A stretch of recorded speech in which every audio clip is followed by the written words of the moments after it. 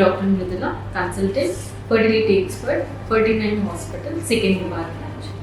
So ఈరోజు నేను hysteroscopy ఎవరు చేస్తారు, హిస్ట్రోస్కోపీ వల్ల యూజెస్ ఏంటి, సో ఐవీఎఫ్ చేసే వాళ్ళందరికీ హిస్ట్రోస్కోపీ చేయడం అవసరమా, ఇవన్నీ డీటెయిల్స్ మాట్లాడతాను. సో ఈ హిస్ట్రోస్కోపీ అంటే ఏంటి అంటే, మనము లాప్రోస్కోపీ అందరికీ ఐడియా ఉంటుంది. లాప్రోస్కోపీలో మనము ఒక కెమెరాని అబ్డామిన్ పొట్ట లోపల పెట్టి ఆ లోపల ప్రాబ్లం ఏంటి డయాగ్నోస్ చేయడానికి కానీ సర్జరీస్ కానీ యూజ్ చేస్తాం. అట్లాంటిది ఎండోస్కోప్ యూట్రస్ లోపలికి పంపిస్తే దాన్ని హిస్ట్రోస్కోపీ అంటారు. సో యూట్రస్ లోపలికి పంపించడము ఎవరికి చేస్తారు ఈ హిస్ట్రోస్కోపీ?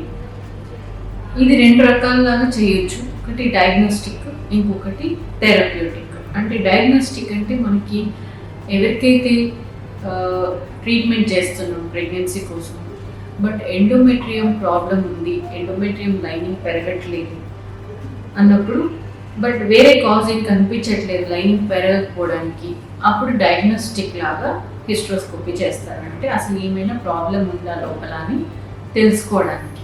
థెరప్యూటిక్ అంటే మనకి ఒక ప్రాబ్లం కనిపిస్తుంది అల్ట్రాసౌండ్లో, అంటే పాలిప్ ఉంది, లేదంటే సబ్మ్యూకస్ ఫైబ్రాయిడ్స్ ఉన్నాయి, లేదంటే ఫ్లూయిడ్ కలెక్షన్ ఉంటుంది లోపల, అతుకుల్లాగా అడేషన్స్ లాగా కనిపిస్తున్నాయి. సో ఇట్లాంటివన్నీ మనకి అల్ట్రాసౌండ్లో కనిపిస్తున్నాయి. దాన్ని ట్రీట్ చేయడం కోసం చేస్తే దాన్ని థెరప్యూటిక్ హిస్ట్రోస్కోపీ అంటాం. ఒక్కొక్కసారి మనం డయాగ్నోస్టిక్ చేసినప్పుడు మనకి ప్రాబ్లం కనిపించినప్పుడు వెంటనే అదే సిట్టింగ్లో ట్రీట్మెంట్ కూడా చేయొచ్చు. అంటే లోపల కెమెరా పెట్టిన తర్వాత మనకి అతుకులన్నీ ఉన్నాయి లోపల, సో అప్పుడే క్లియర్ చేయొచ్చు, అతుకులన్నీ క్లియర్ చేయొచ్చు. సో 2 ఒకే సిట్టింగ్లో చేసుకోవచ్చు. సో అందరూ అడిగేది ఐవీఎఫ్ ఎంబ్రియో ట్రాన్స్ఫర్కి ముందు అందరికీ హిస్ట్రోస్కోపీ చేస్తారు అంటే అందరికీ అవసరం లేదు.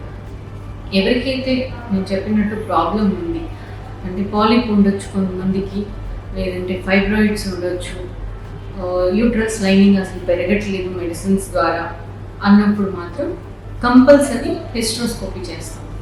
సో పాలిప్ తీసేసేయచ్చు, ఫైబ్రాయిడ్స్ ఉంటే ఫైబ్రాయిడ్ తీయచ్చు, ఐడేషన్స్ క్లియర్ చేయొచ్చు, బ్లడ్ ఫ్లో ఎట్లా ఉంది లోపల, ఎండోమెట్రియం లైనింగ్కి రక్తం సరఫరా బాగుందా లేదా, లేదంటే చాలామందికి పేల్గా ఉంటుంది ఎండోమెట్రియం, అంటే రక్తం ఫ్లో సరిగ్గా ఉండదు ఎండోమెట్రియంకి.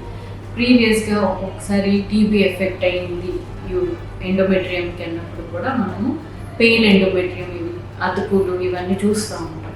సో ఇట్లాంటి ఫీచర్స్ ఏమైనా ఉన్నాయా, ఇన్ఫెక్షన్స్ ఫీచర్స్ ఉన్నాయా, క్రానిక్ ఎండోమెట్రైటిస్ అంటాం, ఇట్లాంటివి ఉన్నాయా, అవన్నీ కూడా మనము ఎవరికైతే ప్రాబ్లం ఉంది ఎంబ్రియో ట్రాన్స్ఫర్కి మనకి లైనింగ్ సరిగా డెవలప్ అవ్వట్లేదు అన్న వాళ్ళకి హిస్ట్రోస్కోపీ చేసి డయాగ్నోస్ చేసుకొని ప్రాబ్లము దాన్ని ట్రీట్ చేసుకొని దాని తర్వాత ఎండోమెట్రియం ప్రిపేర్ చేసుకొని ఎంబ్రియో ట్రాన్స్ఫర్ చేయడం ద్వారా వీళ్ళకి బెటర్ ఛాన్సెస్ ఉంటాయి. కొంతమందికి సెప్టమ్ ఉండొచ్చు, గర్భసంచిలో వాల్ లాగా, సో చాలా చిన్న సెప్టమ్ ఉండొచ్చు, కంప్లీట్ సెప్టమ్ ఉండొచ్చు. సో ఇవన్నీ కూడా మనం ఈ చిన్న హిస్ట్రోస్కోపీ పద్ధతి ద్వారా క్లియర్ చేయొచ్చు. అండ్ ఇది చాలా తక్కువ పెయిన్ఫుల్ ఉంటుంది, అండర్ అనెస్థీషియా చేస్తారు, పెయిన్ ఉండదు, అండ్ నెక్స్ట్ డేనే వాళ్ళు నార్మల్గా వాళ్ళు వర్క్ చేసుకోవచ్చు. చిన్న ప్రొసీజర్, ఇన్సిషన్ ఏమి ఉండదు, అంటే కుట్లు వేయడం ఇవన్నీ ఉండదు కాబట్టి జస్ట్ త్రూ వెజైనా సర్విక్స్లోంచి యూట్రస్ లోపలికి కెమెరా పంపిస్తారు కాబట్టి ఈవెన్ నెక్స్ట్ డేని వాళ్ళు నార్మల్గా వాళ్ళ రొటీన్ యాక్టివిటీస్ రెగ్యులర్గా చేసుకునే పని చేసుకోవడానికి వీలు ఉంటుంది. Thank you.